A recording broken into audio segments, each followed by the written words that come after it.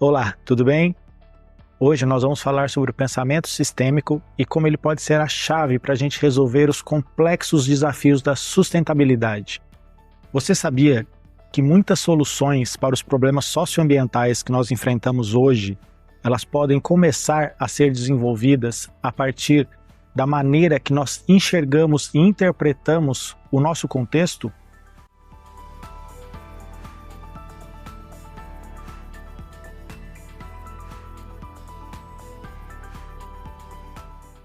O pensamento sistêmico não é uma novidade. Ele amadureceu por volta da segunda metade do século passado, do século XX, e iniciou a sua disseminação em áreas como administração, engenharia e depois na biologia. Um dos grandes expoentes atuais do pensamento sistêmico é o físico Fritjof Capra, que disseminou a ideia do pensamento sistêmico em suas obras literárias. Mas, afinal de contas, o que é o pensamento sistêmico? O pensamento sistêmico ele é uma maneira da gente interpretar o mundo, interpretar o nosso contexto, os indivíduos, os componentes do sistema de uma maneira muito mais interconectada, em uma forma de sistema, e não apenas como componentes isolados que não estabelecem relações uns com os outros. Essa visão isolada ela está na nossa cabeça, ela é tradicional, ela vem aí amadurecendo ao longo do pensamento científico, de isolar e entender, o que é muito legal, muito importante. Mas depois que a gente isola e entende, a gente tem que trazer de novo para o contexto, trazer para as relações, porque nenhum ser vivo, nenhum componente do planeta Terra, ele sobrevive isolado, ele estabelece interconexões. Vamos pensar no exemplo, uma floresta. Uma floresta ela é composta por plantas, animais, micro-organismos, água, solo, substâncias químicas. E mais importante do que a planta, o animal, o micro-organismo, o ar, a água, são as interações que eles realizam, os processos, como eles se relacionam. São essas relações que vão fornecer o funcionamento e a força, a resiliência do nosso sistema. Quanto mais relações, quanto mais interconexões, mais forte é o nosso sistema. Se pensarmos em uma cidade, o pensamento, é claro, os atores envolvidos são diferentes, né? Numa cidade nós temos aí água, ar, pessoas e muitos serviços, né? Muitos serviços, e é um ambiente totalmente artificial, construído pelo homem. Mas as relações, elas são igualmente importantes, igualmente necessárias. Um exemplo da cidade, o sistema de transporte.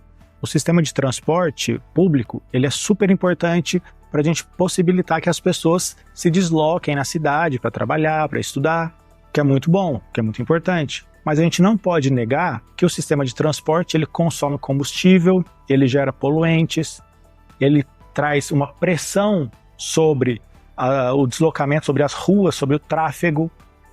E tudo isso pode, por exemplo, causar problemas de saúde. O excesso de poluição atmosférica, a gente sabe que pode causar problemas respiratórios nas pessoas. Então, assim, pensar, é claro que o transporte ele é fundamental para o funcionamento da cidade, mas como esse transporte é realizado? Pensar além do ponto, pensar nas relações que o ponto, que a estrutura realiza ou estabelece. Então, quando a gente fala de eletrificar o transporte urbano, é claro que a gente está pensando principalmente na emissão de gás carbônico, que é responsável aí pelo aumento do efeito estufa e mudanças climáticas, que a gente já está sofrendo os efeitos. E é muito importante a gente pensar nesse aspecto. Mas pensando na eletrificação, a gente vai pensar nas baterias, na matéria-prima, na mão de obra. Tudo isso é pensar de maneira sistêmica. A gente não pode resolver um problema e causar outro. Só transferir o problema não o resolve. Um outro exemplo na cidade, bastante comum, é investir em áreas verdes. Muitas cidades, infelizmente, não têm áreas verdes disponíveis em quantidade e qualidade adequadas. Mas a gente sabe que as áreas verdes, elas são super importantes para a saúde da população, para a qualidade do ar e também para a valorização dos imóveis, ou seja, um aspecto ambiental, que é a presença de áreas verdes, de árvores, de praças, de bosques, influencia na saúde das pessoas e também na economia, na valorização dos imóveis. Ou seja, isso é pensar de forma sustentável.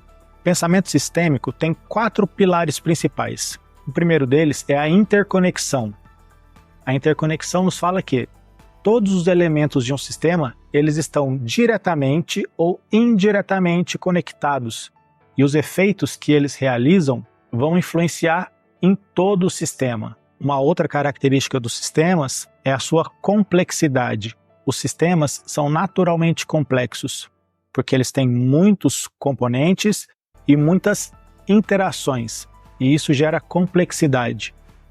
Pensar de maneira sistêmica é conseguir enxergar e interpretar essa complexidade. Uma outra característica dos sistemas é a circularidade. A circularidade, a gente tem que pensar na forma de ciclos. Isso significa que os efeitos dentro de um sistema, eles vão retornar ao ponto de origem, gerando aí o que a gente chama de ciclos de feedback, ou seja, ciclos de resposta, que se auto-influenciam ao longo do tempo. E os sistemas, eles também são dinâmicos, eles não são estáticos. Então, por conta disso, eles precisam ser constantemente monitorados e acompanhados. E aí agora você pode estar perguntando, mas e o que isso tem a ver com a sustentabilidade? O pensamento sistêmico, ele é a base da sustentabilidade. O pensamento sistêmico nos permite compreender como os impactos socioambientais vão afetar todo o sistema de uma maneira complexa. E dessa maneira, o pensamento sistêmico nos faz enxergar além das soluções isoladas. Interpretando os nossos problemas de uma forma sistêmica, a gente vai buscar soluções mais robustas, mais amplas, que são efetivas, que considerem o todo e promovam aí um equilíbrio sustentável. De uma forma bem direta, o pensamento sistêmico, ele vai promover a nossa interpretação dos sistemas de uma maneira ambiental, social e econômica. A gente vai tratar as causas e não os sintomas. Assim, pode ser que a gente ainda está falhando nesse ponto. A gente ainda está buscando soluções isoladas para a solução dos problemas. Enquanto uma visão integrada, apesar de mais complexa, ela sim vai trazer as soluções que nós precisamos para resolver os problemas em longo prazo. Vamos dar um exemplo bem prático. A gestão de recursos hídricos da água. A gente sabe que a água é um componente fundamental para todos os seres vivos. Os diversos animais, as plantas, e dentre os animais, os seres humanos. E para nós, especialmente, além da questão biológica, a água também tem uma importância econômica muito grande, porque a gente usa a água para produzir praticamente todos os produtos que utilizamos no dia a dia. Então vamos pensar no exemplo. Uma área de produção agrícola, uma fazenda, começa a captar água de um rio para irrigar a sua plantação. Só que ela capta tanta água que o volume do rio diminui, baixa. Essa diminuição do volume de água do rio vai afetar a população que mora ali perto, que precisa daquela água para fazer as suas atividades cotidianas, para matar a sede dos animais, para matar a sua sede, para cozinhar, além de interferir na vida presente naquele rio, né? Nos peixes, nas algas, nos micro-organismos. Além disso, o escoamento de fertilizantes ou pesticidas pode contaminar a água, e isso pode gerar vários problemas para a comunidade ribeirinha. Aplicando o pensamento sistêmico na resolução dessa situação, a gente não só falaria, não, a fazenda não pode coletar água. Sim, a fazenda pode coletar, deve, porque ela precisa produzir alimentos que vão alimentar a nossa sociedade, que vão nos alimentar. Então, impedir, proibir que a fazenda pegue a água não é a solução, mas sim achar um equilíbrio, uma alternativa sustentável. Para quê? Para que a fazenda possa coletar água, produzir o alimento, gerar o recurso financeiro, gerar o recurso alimentar.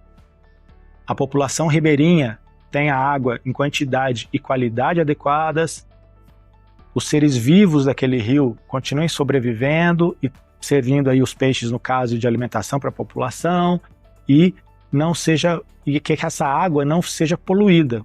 Vocês percebem que pensar de maneira sistêmica pode ser mais complexo, mas ele busca resolver o problema de maneira integral, onde todos sejam beneficiados e não apenas um ou outro. Paralelo ao pensamento sistêmico, a gente também tem a teoria Gaia. A teoria Gaia foi desenvolvida por um cientista chamado James Lovelock, em parceria com outra cientista chamada Lynn Margulis. Essa teoria sugere que o planeta Terra não é apenas um sistema físico habitado por um monte de organismos, um monte de vida. Ela sugere que o planeta Terra é um organismo gigantesco que se autorregula. E essa regulação, ela é feita através das interações entre os seres vivos, os milhares, os milhões de seres vivos que existem no planeta, e os componentes físicos do planeta, ar, água e solo. Na década de 70 do século passado, a teoria Gaia ganhou força entre a comunidade científica e também ganhou força em uma comunidade bastante específica, nos hippies, na contracultura, que floresceu naquela época. A filosofia hippie, o estilo de vida hippie, sofreu bastante preconceito e até hoje. Por isso, quando a gente fala sobre a teoria Gaia e a relaciona com o movimento da contracultura, as pessoas já ficam com o pé atrás, falam, não, mas isso é coisa de hippie, isso não é científico. A teoria Gaia, ela busca essa mescla, essa mistura entre a ciência e a postura pessoal, a filosofia. Ela busca ir além do pensamento científico restrito. Ela busca humanizar um pouco mais o pensamento científico, o que para muitas pessoas é bastante esquisito. E após essas décadas de amadurecimento dessas duas linhas, quando a gente as une, a gente consegue desenvolver estratégias não apenas sustentáveis, mas também regenerativas. Nós já provocamos tantos impactos socioambientais no planeta Terra que manter sustentável, manter as coisas equilibradas já não é suficiente. Antes de manter equilibrado, a gente precisa recuperar, a gente precisa regenerar muitos sistemas que nós mesmos destruímos. Um exemplo bastante pontual são as estratégias de agricultura regenerativa. A agricultura tradicional, ela é extremamente predatória. Ela impacta água, impacta solo, os componentes dos quais ela depende diretamente a sua existência. Se a agricultura tradicional continuar a degradar os sistemas, vai chegar um ponto em que não vai ter mais água, não vai ter mais solo de qualidade para a gente plantar. E a gente não precisa nem falar o que isso pode provocar. Então, na nossa atual situação, a gente precisa regenerar, principalmente os solos, no contexto aí da agricultura. Mas aí a gente já vai partir para um outro tema que é bastante amplo, né, da regeneração, que a gente vai falar em um outro momento.